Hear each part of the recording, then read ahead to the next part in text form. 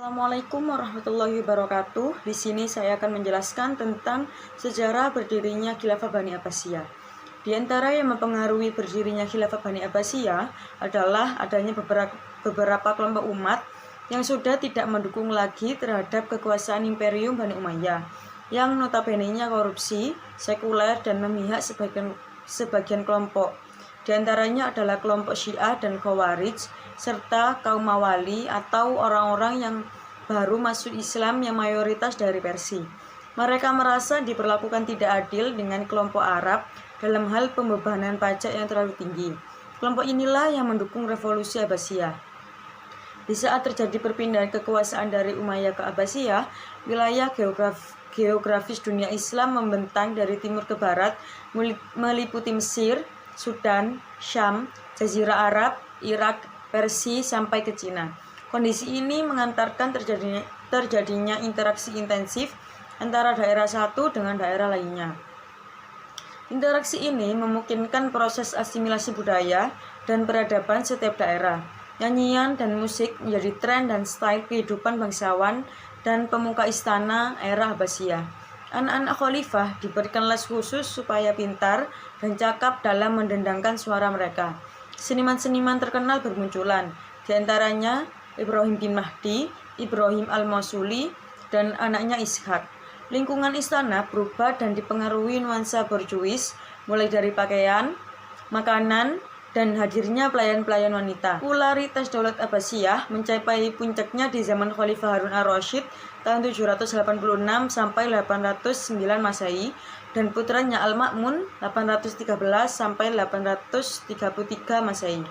Kekayaan yang banyak dimanfaatkan oleh Harun ar-Rasyid untuk keperluan sosial seperti rumah sakit, lembaga pendidikan, dokter, dan farmasi didirikan. Pada masanya sudah terdapat paling tidak sekitar 800 orang dokter. Di samping itu, pemandian-pemandian umum juga dibangun. Tingkat kemakmuran yang paling tinggi terwujud pada zaman khalifah ini.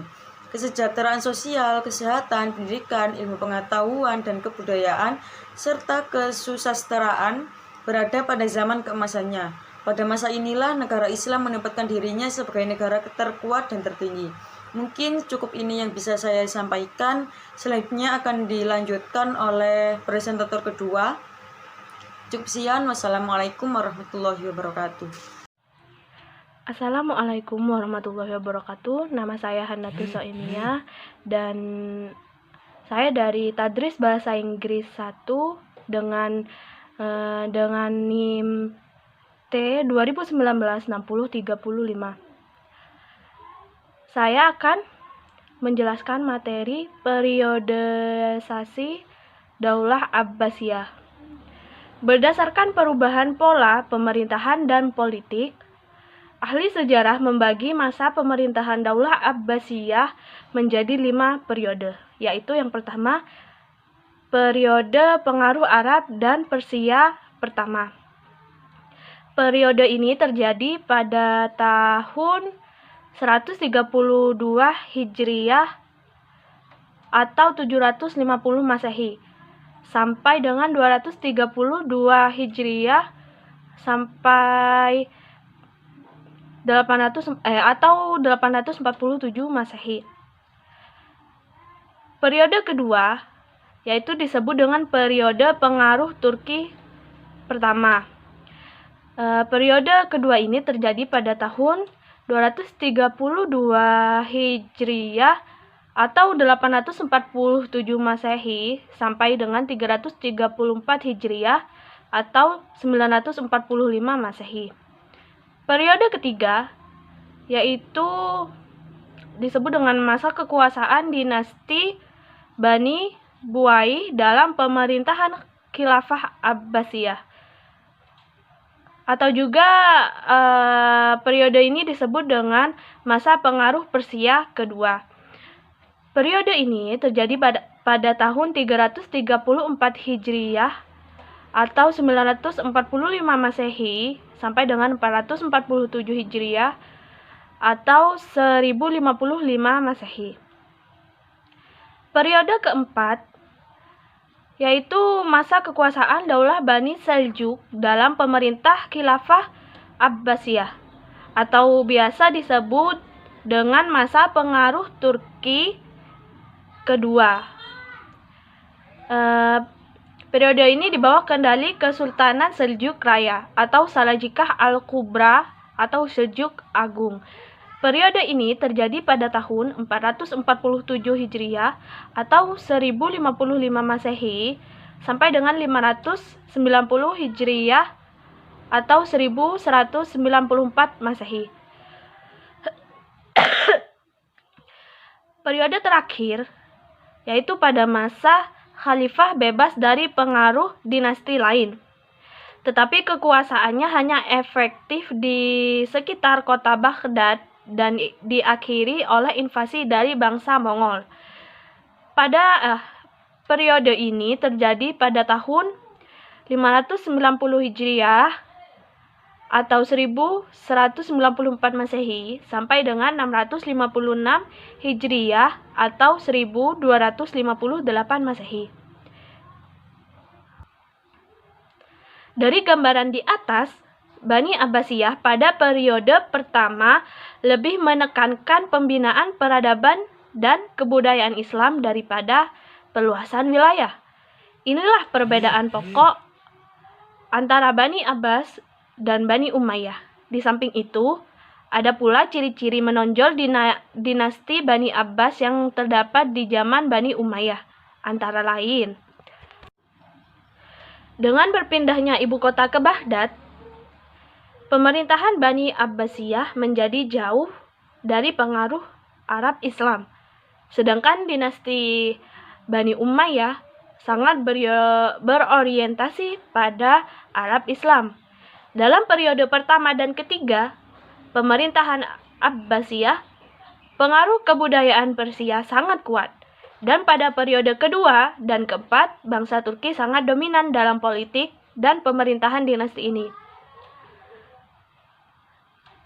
2. Dalam penyelenggaraan negara, pada masa Bani Abbas ada jabatan wazir yang membawahi kepala-kepala departemen. Jabatan ini tidak ada di dalam pemerintahan Bani Umayyah. 3. Ketentaraan profesional baru berbentuk pada masa pemerintahan Bani Abbas. Sebelumnya, belum ada tentara khusus yang profesional. Pembahasan berikutnya adalah kondisi Bani Abbasiyah dalam bidang intelektual dan juga politik. Ketika awal kebangkitan Islam, lembaga pendidikan sudah mulai berkembang. Lembaga pendidikan tersebut terdiri dari 2 tingkat, yaitu yang pertama adalah muktab atau kutab dan masjid, yaitu lembaga pendidikan terendah tempat anak-anak mengenal dasar-dasar bacaan, hitungan, dan tulisan, dan juga tempat para remaja belajar dasar-dasar ilmu agama seperti tafsir, hadits, fikih, dan bahasa. Yang kedua, tingkat pendalaman. Di mana para pelajar yang ingin memperdalam ilmunya pergi keluar daerah untuk menuntut ilmu kepada seorang atau beberapa ahli dalam bidangnya masing-masing. Pada umumnya, ilmu yang dituntut adalah ilmu-ilmu agama.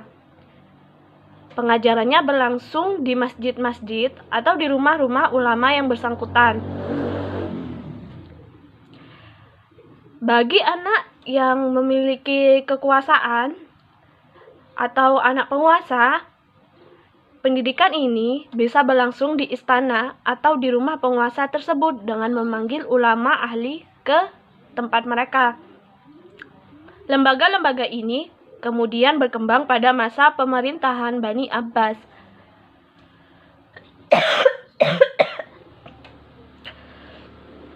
Dengan berdirinya perpustakaan dan akademi,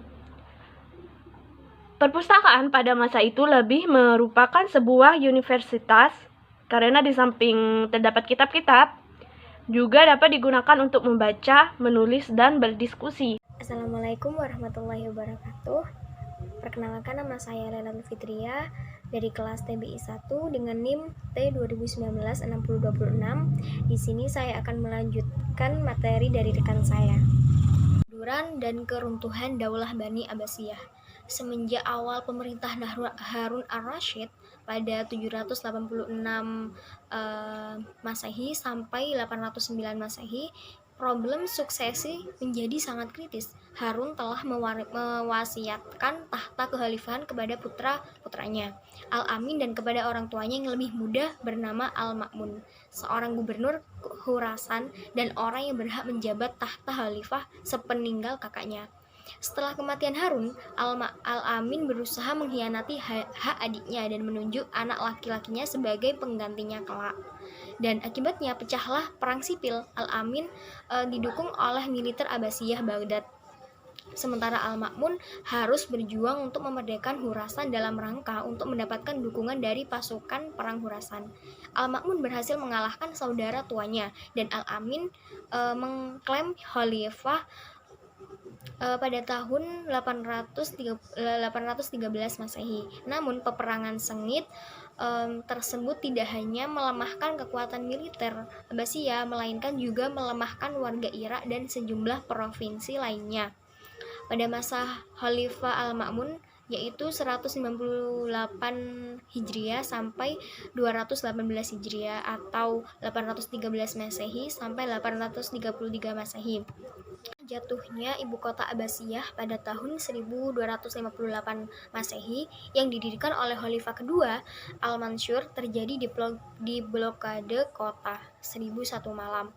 Dinding-dinding Baghdad yang kuat diserang oleh pasukan Hulakukan pada bulan Januari 1258 Masehi. Orang-orang Mongol tidak mau menerima syarat-syarat yang diajukan oleh pihak Abbasiyah untuk menerima penyerahan kota. Bahkan mereka tidak dapat menerima ancaman yang direkayasa dan dipercayai oleh penduduk Baghdad seperti akan hancur bagi siapa saja yang memusuhi Khalifah Abbasiyah, dan bila Khalifah dibunuh, kesatuan alam-alam akan terganggu, matahari akan bersembunyi, hujan akan terhenti turun, dan tumbuh-tumbuhan tidak akan hidup lagi.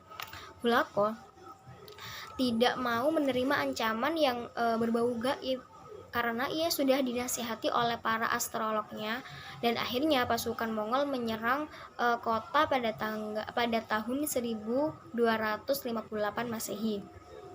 Dengan terpaksa, Khalifah meminta agar Hulagukan mau berdamai. Maka pada tanggal 10 Februari 1258 Masehi, Khalifah dengan dikawal 3.000 orang pasukan perang dengan membawa hadiah barang-barang perhiasan yang amat berharga datang menuju pangkalan Hulagukan agar dia mau menerima permintaan damainya. Tetapi maka dari itu hadiah-hadiah tersebut diterima oleh Hulagukan, tetapi permohonan damai Khalifah itu ditolak. Kemudian Hulagukan memerintahkan agar Khalifah mengumumkan kepada rakyat untuk meletakkan senjata. Dengan leluasa Hulagukan menghancurkan Baghdad beserta rakyatnya dalam tempo hanya 1 minggu. Dengan leluasa Hulagukan menghancurkan Baghdad. Tidak kurang dari 1.800.000 orang tewas di tangan pasukannya, termasuk Khalifah sendiri. Namun, salah seorang putra Khalifah berhasil melarikan diri ke Syria dan membawa seluruh atribut kebesaran Khalifah dari Baghdad. Lalu, dia kelak yang akan diangkat oleh Baibar I, raja dinasti Mamluk di Mesir sebagai Khalifah. Dengan jatuhnya kota Baghdad ke tangan Mongol, hancurlah kekuasaan Bani Abbas bersamaan dengan hancurnya berbagai peninggalan ilmu dan peradaban Islam yang luhur yang pernah dibangun oleh para khalifah. Dengan serangan tentara Mongol terakhir inilah yang secara langsung menyebabkan hancurnya kekhalifahan Daulah Abbasiyah pada tahun 1258 Masehi. Kenyataan pahit ini harus diterima oleh seluruh umat Islam, dan betapa tidak kekuasaan telah dibentuk sekitar 5 abad dan dibangun dengan pengorbanan yang tidak sedikit. Ternyata lenyap begitu saja dalam waktu sekejap. Para sejarawan menggambarkan bahwa dengan runtuhnya Baghdad sebagai ibu kota negara Islam merupakan lembaran sejarah yang sangat menyedihkan dan menyakitkan sepanjang sejarah Islam. Bahkan mereka menyebutnya bahwa dalam perjalanan sejarah tidak ada peristiwa yang lebih buruk dan menyakitkan selain dalam peristiwa runtuhnya kota Baghdad. Mungkin cukup sekian yang dapat saya sampaikan. Kurang lebihnya mohon maaf. Wassalamualaikum warahmatullahi wabarakatuh.